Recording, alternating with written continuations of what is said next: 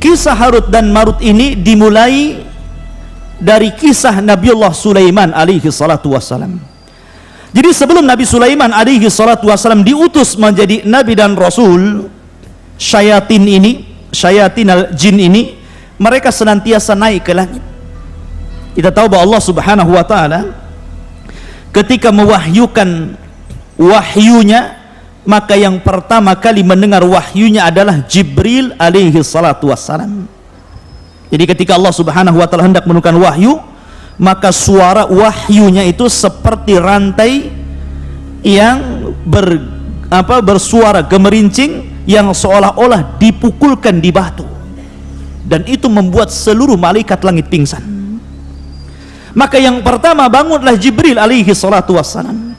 Maka Allah Subhanahu wa taala mewahyukan kepada Jibril wahyu yang akan terjadi di permukaan bumi. Ini menunjukkan bahwa Jibril lah yang berhak mendapatkan wahyu. Sebab kalau seluruh malaikat mendengarnya, maka apa keistimewaan Jibril daripada seluruh malaikat? Tidak ada istimewanya. Maka hanya Jibril yang mendengar. Setelah Allah Subhanahu wa taala kemudian mewahyukan kepada Jibril, dan selesai mewahyukan kepada Jibril, barulah kemudian seluruh malaikat terbangun dari pingsannya.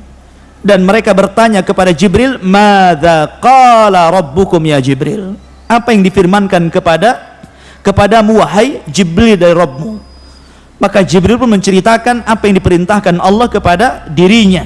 Maka semuanya mengatakan qalul haq, qalul haq, qalul haq. Artinya yang diwahyukan adalah semuanya kebenaran. Lah ketika Jibril ini mewahyukan kepada malaikat-malaikat yang lain, memberikan wahyu Allah kepada malaikat-malaikat yang lain, syaitan, jin itu mereka naik ke langit. Ya, mereka itu naik ke langit sampai di maqaidas sam', ada tempat-tempat pos-pos mereka. Ya, ada pos-pos mereka, tempat mereka mencuri dengar apa yang dibicarakan Jibril dengan seluruh malaikat yang akan terjadi di permukaan bumi. Ya. Dan ketika itu langit belum dijaga oleh bintang, artinya bintang belum difungsikan untuk melempar syaitan, sehingga mereka leluasa mendengar wahyu. Ya. Setiap mereka mendengarkan wahyu satu kalimat, maka mereka akan memberikan informasi kepada jin yang di bawahnya, jin yang di bawahnya, jin yang di bawahnya. Terkadang mungkin bisa 100 jin, 1000 jin, ya. Tapi yang benar ini jin pertama saja. Jadi jin yang mendengar ini saja yang benar. Ketika disampaikan ke yang kedua, yang ketiga ini sudah ditambahi kedustaan. Kemudian yang kedua, yang ketiga ditambah lagi dusta, ditambah lagi dusta, ditambah lagi dusta. Maka 99% kedustaan, 1% saja yang benar. Jadi kalau seandainya jin itu naik sampai 1000 jin, ya, bertingkat-tingkat sampai ke atas, berarti satu yang benar, 999 itu dusta. Atau kalau mungkin 100, berarti satu yang benar, 99 dusta. Itu yang sampai ke jin yang paling bawah. Makanya kenapa para dukun itu sebenarnya kadzabun, para pendusta, karena lebih banyak dustanya daripada benarnya. Maka sampai jin yang bawah, maka mereka akan mencari para kuhan, mencari para dukun paranormal untuk memberikan kepada mereka kabar tentang gaib menurut manusia. Kemudian mereka akan barter informasi, di mana jin akan memberikan informasi kepada dukun, dan dukun akan memberikan kekufurannya kepada jin, penyembahannya kepada jin. Mereka berbisnis dalam kekufuran, ya kan? Akhirnya ketika Nabiullah Sulaiman alaihi salatu wassalam Allah angkat menjadi nabi dan rasul. Ingat ikhwan, dari seluruh keturunan Yakub atau Bani Israel, Yakub itu Israel, maka seluruh keturunannya adalah Bani Israel. Yakub itu memiliki 12 anak, 12 putra, salah satunya Yusuf dan Binyamin. Lah dari 12 putra Yakub inilah kemudian lahir keturunan-keturunan Yakub yang disebut dengan Bani Israel. Lah Bani Israel ini terbagi menjadi dua. Ada yang Allah karuniakan dari keturunannya para nabi dan rasul, dan ada yang Allah karuniakan dari keturunannya menjadi para penguasa dan raja. Ya. lah ada dua nabi yang Allah gabungkan antara nubuwah dan juga kerajaan. Siapa? Pertama Nabi Daud alaihi salatu wasalam. Allah gabungkan bukan hanya sebagai nabi, tapi dia juga sebagai raja. Padahal sebelumnya kalau raja saja, kalau nabi saja ya. Tapi Daud Allah gabungkan dua kenikmatan, nabi dan juga raja ya. Kemudian setelah Daud meninggal dunia, warisan ini diberikan kepada ibnu Daud, Sulaiman alaihi salatu wassalam. Allah gabungkan juga dua kekuasaan ini, jadi nabi dan juga jadi raja. Bahkan dia raja dari seluruh para raja di zamannya. Makanya sering saya katakan bahwa di dunia ini yang pernah berkuasa, menguasai dunia secara jumlah hanya ada 4, yang 2 mukmin dan 2 kafir. Yang satu Nabi Sulaiman, dia menguasai dunia, dia mukmin. Kemudian yang kedua Dzulqarnain, dia menguasai dunia dan dia mukmin. Kemudian yang 2 kafir, pertama Raja Namrud, yang ketiga, yang keempat Bukhtun Nasr, yang telah menyerbu negeri Palestina dan memperbudak bangsa Yahudi ya. Ada yang mengatakan, ikhwatu fiddin yang dimuliakan Allah Azza wa Jalla, jadi ketika Sulaiman ini Allah berikan mukjizat bahwa dia diberikan seluruh kekuasaan yang ada di alam semesta, maksud di alam bumi ini, dia bisa menaklukkan seluruh binatang, dia bisa menaklukkan manusia dan juga jin, semua tunduk kepada Sulaiman. Makanya dia berdoa kepada Allah, Rabbi habli, ya Allah berikan kepadaku mulkun la yambagi ahadun ba'di, begitu ya. Jadi ya Allah berikan kepadaku satu kerajaan yang kerajaan ini tidak bisa dimiliki siapapun setelahku, karena dia bisa menguasai semuanya ya kan? Dia bisa menguasai manusia, dia bisa menguasai jin, dan dia bisa menguasai seluruh hewan-hewan. Bayangkan, Anda bisa bayang pasukan Sulaiman ini ya kan? Dia memiliki pasukan yang sangat kuat karena jin takluk kepada Sulaiman ya. Lah ketika itu ikhwatu fiddin yang dimuliakan Allah Azza wa Jalla, Sulaiman ini punya katib, tukang catat ya kan. Setiap dan tukang catatnya Sulaiman, sekretarisnya Sulaiman ini menulis segala sesuatu yang diperintahkan Sulaiman, yang dirahasiakan Sulaiman, baik tentang nama-nama Allah yang azam, baik tentang rahasia jin, baik tentang rahasia binatang ataupun manusia. Dan yang tahu hanya Sulaiman dan tukang catatnya ini. Setelah Sulaiman alaihi salatu wassalam, Allah takdirkan mendekati kematiannya. Maka kemudian Sulaiman akhirnya menyimpan catatan sekretarisnya itu di bawah singgasananya, di sebuah kotak, dan diletakkan di bawah kursinya. Dan ketika itu Sulaiman alaihi salatu wassalam sempat mengatakan kepada seluruh jin dan manusia, man iqtaraba fi hadas sunduk minal jin sayastarih, barang siapa yang mendekati kotak yang berisi tulisan-tulisan yang berharga ini, kalau dia dari kalangan jin maka dia terbakar ya kan. Akan tetapi man iqtaraba minal insi bi kalimatin yaz'am fiha anna ahadan ghairallah ya ya'riful ghaiba fasa'aqtuluhu, tapi barang siapa yang kemudian didekati oleh manusia, kemudian setelah dia membaca di antara kalimat-kalimat yang tercatat itu, kemudian dia mengaku mengetahui yang gaib, maka saya akan bunuh dia. Akhirnya tidak ada yang mendekati dari kalangan jin ataupun manusia akan kotak itu. Maka ketika Sulaiman meninggal dunia dan tidak ada yang tahu meninggalnya, bagaimana tidak ikhwatu fiddin? Tidak ada yang tahu, bahkan jin tidak tahu Sulaiman mati. Sulaiman hanya duduk di singgasananya, kemudian rayap memakan singgasananya, kemudian setelah rapuh roboh barulah mereka tahu Sulaiman meninggal. Artinya di sini bahwa kalau memang jin adalah rujukan para dukun, paranormal, dan mereka mengaku sesuatu yang gaib padahal tidak ada yang mengetahui kecuali Allah Azza wa Jalla, jin saja tidak tahu yang gaib pada rujukannya. Jin tidak tahu kematian Sulaiman. Sulaiman sudah mati, jin tidak tahu. Macam mana kemudian para dukun mengetahui hal-hal yang gaib sementara rujukannya tidak tahu yang gaib? Ma'asyiral muslimin rahimani wa rahimah. Maka setelah Sulaiman meninggal dunia, kemudian generasi yang mentauhidkan Allah Azza wa Jalla sudah mulai punah. Datanglah generasi berikutnya yang mereka sudah terpengaruh akidahnya.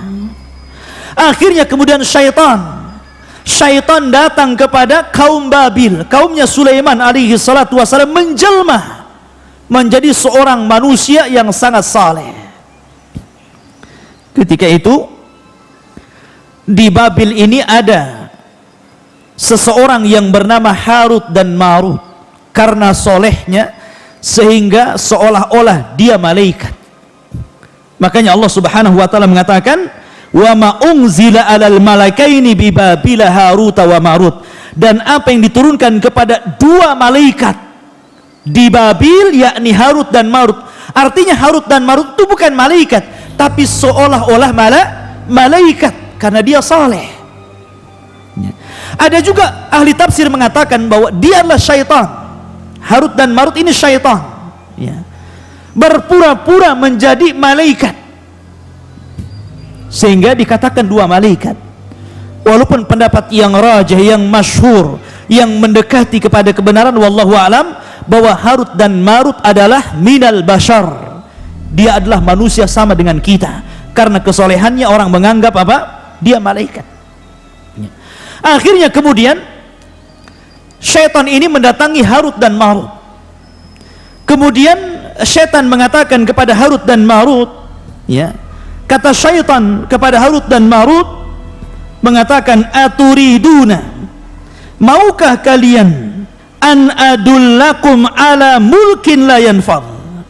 Maukah kalian berdua aku tunjukkan kepada sebuah kerajaan sebagaimana engkau melihat bagaimana Sulaiman bisa menaklukkan semua yang ada di bumi ini, baik jinnya, binatangnya, manusianya, maka aku pun akan menunjukkan kepada apa yang dimiliki Sulaiman. Maka akhirnya Harut dan Marut ini diuji oleh Allah Azza wa Jalla. Akhirnya nurut kepada syaitan ini. Kemudian kata syaitan ini, bongkarlah di bawah kursi ini ada sunduk, ada kotak. Di situ ada buku yang mempelajari tentang ilmu-ilmu yang dipelajari Sulaiman. Maka kemudian Harut dan Marut mengatakan, kenapa engkau tidak ambil saja buku itu dan kau pelajari sendiri? Syaitan ketakutan. Kenapa? Karena janji Sulaiman mengatakan, barang siapa yang mendekati sunduk ini dan dia adalah jin dan syaitan, maka terbakar dia. Gak berani, ya kan? Gak berani dia. Akhirnya menyuruh Harut dan Marut menggalinya. Dan setelah dibongkar kursinya, ternyata dia mendapatkan satu kotak dan berisi catatan ilmu Sulaiman tentang sihir, menaklukkan jin, menaklukkan binatang, dan begitu seterusnya. Akhirnya kemudian keduanya mempelajari catatan Sulaiman itu. Dan setelah mempelajari, akhirnya dia pun memiliki ilmu sihir. Dan dikenal oleh orang-orang, kalau antum ingin belajar sihir, datanglah kepada Harut dan Marut. Itu guru sihir yang paling unggul di zaman itu, ya kan? Maka semua orang berbondong-bondong kepada Harut dan Marut, karena di zaman itu ikhwatul fiddin, orang-orang Yahudi itu terkenal tukang main sihir, karena sihir itu berasal dari mereka. Makanya siapa yang menyihir Nabi coba? Yahudi. Labid bin Asam, seorang Yahudi yang menyihir Nabi.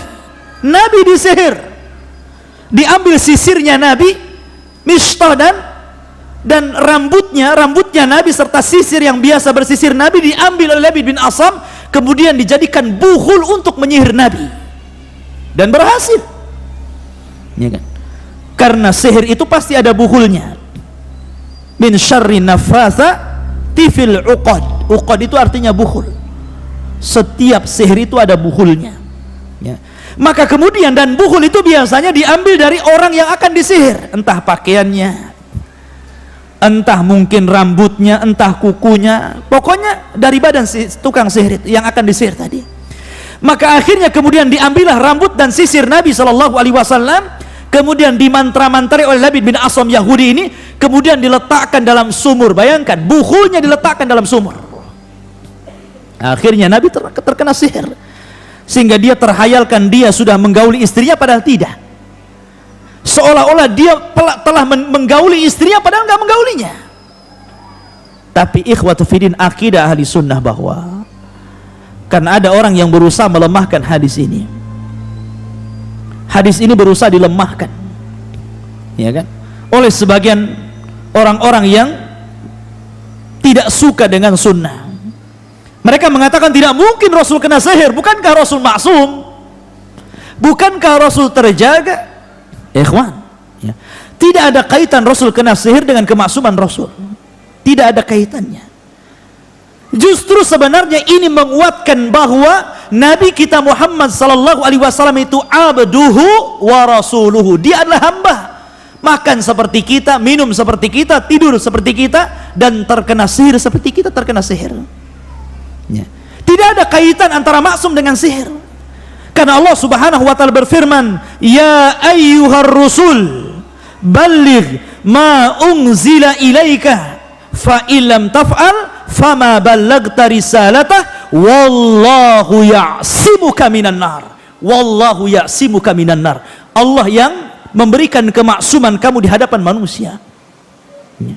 Tidak ada kaitan antara maksum dengan kena sihir. Ya.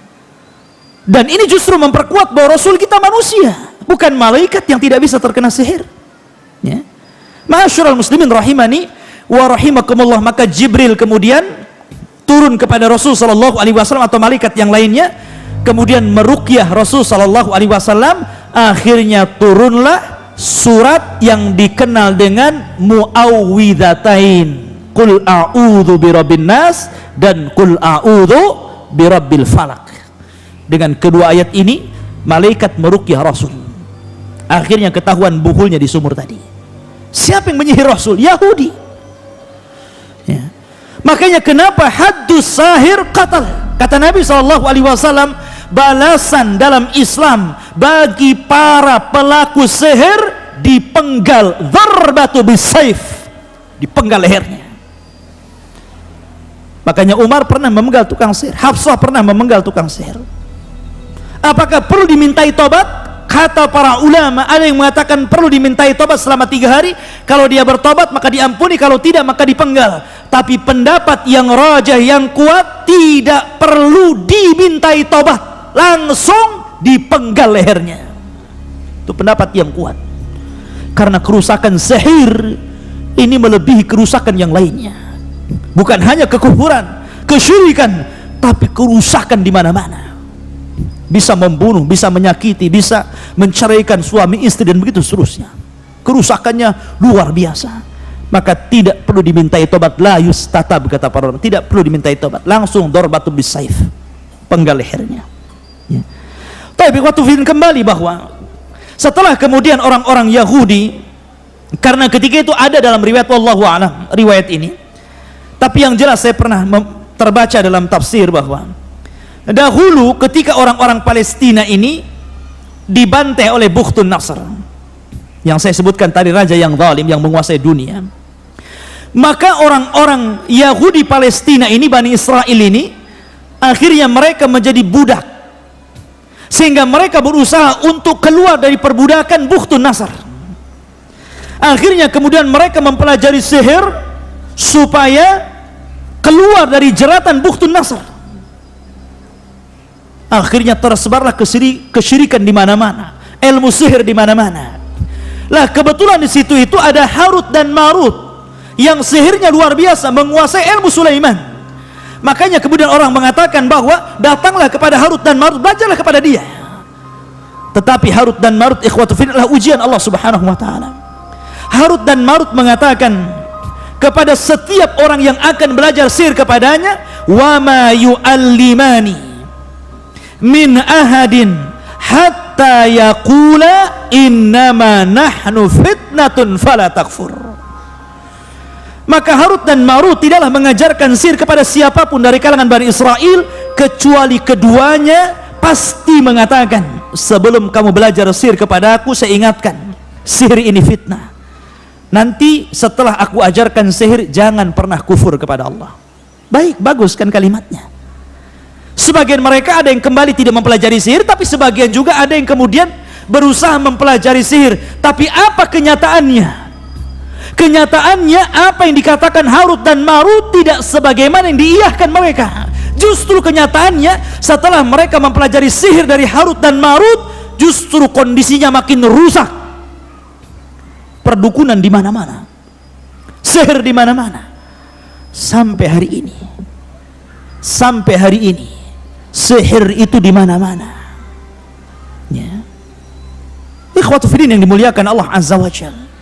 Barulah ikhwatu fiddin zaman terus berjalan, maka Allah Subhanahu wa taala setelah mengutus Nabi kita Muhammad sallallahu alaihi wasallam, barulah Allah memfungsikan bintang di situ. Bayangkan, zaman Nabi Sulaiman sampai ke zaman Rasul itu ribuan tahun, ikhwan. Bukan puluhan tahun, bukan ratusan tahun, ribuan tahun. Baru Allah Subhanahu wa taala yahrusus sama, menjaga langit dari syaitanir rajim. Dengan cara apa? Memfungsikan bintang. Sehingga ketika itu ikhwatu fiddin, syaitan tidak bisa naik lagi ke langit. Mereka hanya berputar-putar di bumi dan tidak bisa naik ke langit. Setiap mereka naik ke langit, maka mereka akan ditembak oleh meteor dan mati. Sehingga mereka tidak berani. Di zaman Rasul tidak ada syaitan yang berani masuk ke langit. Dan ini menunjukkan tentang bagaimana Allah Subhanahu wa taala menjaga keotentikan risalah Rasul. Inna nahnu nazzalna dzikra wa inna lahu lahafizun. Kami yang menurunkan Al-Quran, kami yang menjaganya. Sebab kalau seandainya syaitan ini naik, maka akan tercampur antara perkataan Allah dan perkataan dukun. Al-Quran terjaga, maka mereka tidak bisa naik ke langit karena mereka akan ditembak. Ya. Ma'asyiral muslimin, kemudian Allah Subhanahu wa taala mengatakan, fayata'allamuna minhuma ma yufarriquna bihi bainal mar'i wa zawji. Maka kemudian orang-orang Bani Israel, orang-orang Yahudi itu mempelajari dari keduanya Harut dan Marut apa yang bisa memisahkan antara suami dan istri. Perlu catatan ikhwan, sihir dahulu dengan sihir sekarang itu ada kemiripan. Sihir yang banyak di masyarakat kita dan juga di masyarakat dahulu sebelum Islam itu berkisar di antara dua sihir. Yang pertama as-sarfu dan yang kedua al-atfu. Itu yang banyak sihir. Pertama as-sarfu, yakni memalingkan suami istri suruh bercerai. Terkadang ada suami yang kena sihir melihat istrinya tidak suka, malas untuk melakukan hubungan dengan istri, padahal hubungan itu syar'i, ya kan? Malas untuk mendekati istrinya, atau mungkin sebaliknya, akhirnya ujung-ujungnya cerai. Atau yang kedua al-atfu, sebaliknya, ya, sebaliknya menanamkan kecintaan kepada keduanya, atau menanamkan kecintaan kepada wanita orang, atau bahasa kita mungkin ilmu pelet begitu ya, supaya orang dekat dengan dia.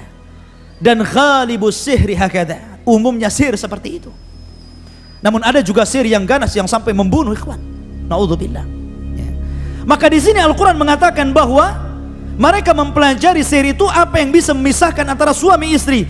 Wa ma hum bidharina bihi min ahadin illa biiznillah. Tapi ingat bahwa sihir apapun tidak akan memadaratkan siapapun kecuali atas izin dari Allah Subhanahu wa taala. Seandainya tukang sihir ini berkumpul di dunia kemudian hendak menyihir antum, kalau seandainya Allah tidak mengizinkan sihir itu terkena antum, antum tidak akan terkena sihir. Karena Rasul mengatakan, seandainya seluruh manusia berkumpul, jinnuhum wa insuhum, manusia dan jinnya, ada an yadhurruka bi syai'in lan yadhurruka illa bima qad kataballahu lak. Tidak akan sampai madarat itu kepadamu kecuali memang madarat itu sudah ditetapkan di Lauhil Mahfuz. Ya.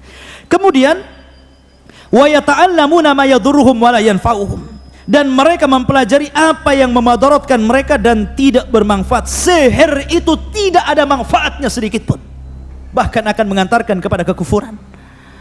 Sihir itu tidak manfaat, ikhwan. Maka jangan pernah mempelajari sihir. Jangan pernah, ya.